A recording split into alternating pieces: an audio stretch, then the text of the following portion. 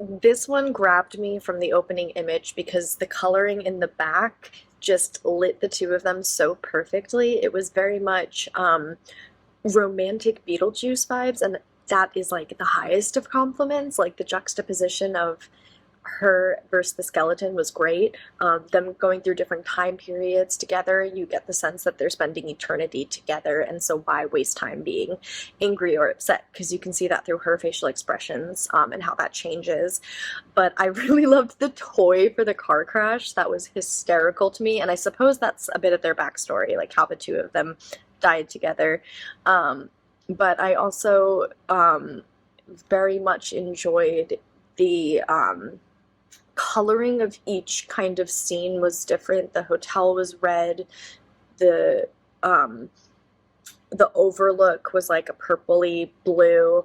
The movies, you could see the creature of the Black Lagoon in the background. So all the details were really well thought out for this piece. I did a great job of sort of bouncing off the sort of gothic emo sort of construction with like the classically beautiful woman dressed very formally paired with a literal skeleton combined with a song that's quite upbeat and feels happy and seems like a summer type record.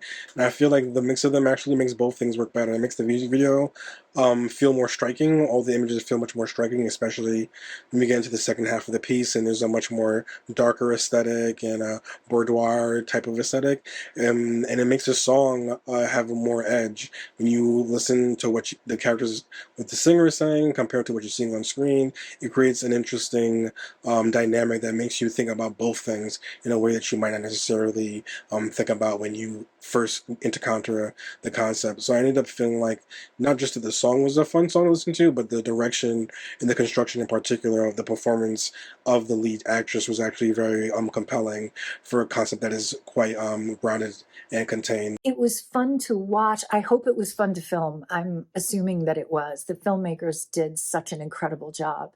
I um, I loved how they humanized the skeleton. I thought that that was very clever, where it had a personality of its own, it had a life of its own. The whole vibe of this piece and kind of how it had this era about it was just incredibly well done. It was beautiful. I guess it was like that whole 1940s chic, 40s, 50s chic, just fantastic. And I loved the story in the video too. They did a stunning job on the special effects. The car crash that they did, exceedingly clever. Exceedingly clever to go miniature with it. And I believed it. It didn't look, nothing about it looked janky or weird. It all looked so professionally done. And I loved that. I also loved all of the reflections in the windscreen of the car. I thought that was very, very well done. Beautiful piece. And I loved the song. The song had a great hook and it just kind of had you be bopping along to it. The lyrics are soulful and the music catchy. Love the lead singer's voice. The nighttime camera work is awesome too, especially the neon lights and the rain. Wow, what a scary car crash scene. I thought it was interesting that she initially doesn't like her date, but then cozies up to him by the end, like someone going back to a bad relationship. I thought the visual approach to skeletons was very unique. It definitely sparked my curiosity about the two characters and their relationship to each other and what was going on and what kind of world that they were in. I loved how the story unfolds too within the music video. I think it does a great job of matching up with the song lyrics and the theme and the tone. I loved the car sequence enactment. I thought that was super creative. And I just, my curiosity and interest was piqued all the way to the end. So I thought that was really well done. It reminded me a little bit of The Notebook when it first came on. I don't know if it's because of the girl that they chose, her styling, the era, just what she was wearing. It reminded me of some scenes from that movie.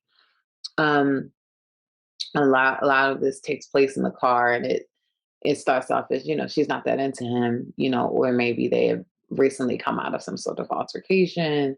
But she doesn't want him to touch her. She doesn't want him to, embrace her in any way. And this goes on for a while. And then, it seems like at some point he drives this car off a cliff, and then they emerge into this afterlife. And this afterlife is represented in this scary way. There's a moment where you see like the fireplace is burning with a larger fire than would be usual for your average in-house fireplace. And I looked, it seemed as if it's like, oh, this represents maybe hell in a way. These small symbolic touches that they place to make this tavern that they've walked into almost feel as if this is the afterlife. And then there was a shift. She is seeing him as, the love of her life, as opposed to someone that she didn't love before. There was something that shifts in her, because after that, now it's, I'm embracing this love. And I would love to kind of really hear exactly what that shift was, outside of, maybe it was just the traumatic event, which can happen sometimes. A traumatic event in your life, near death experience, can cause a lot of things to shift and a lot of things to adjust for you. So, I just thought it was interesting how they visualize that. I thought it was a lot of fun to play with this trope of kind of a ghost on prom night sort of a thing, that was a lot of fun. And yeah, the song was a lot of fun. It was this fun retro, kind of throwback, kind of rockabilly thing going on. So I really like the band and I like their sound. It was well produced and well executed.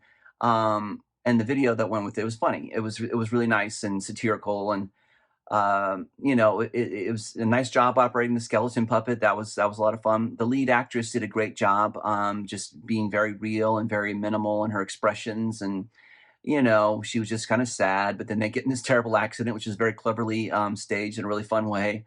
And then things are, better between them. So I don't know if they're in heaven now or dancing in this lounge or what, but it was, yeah, it was fun.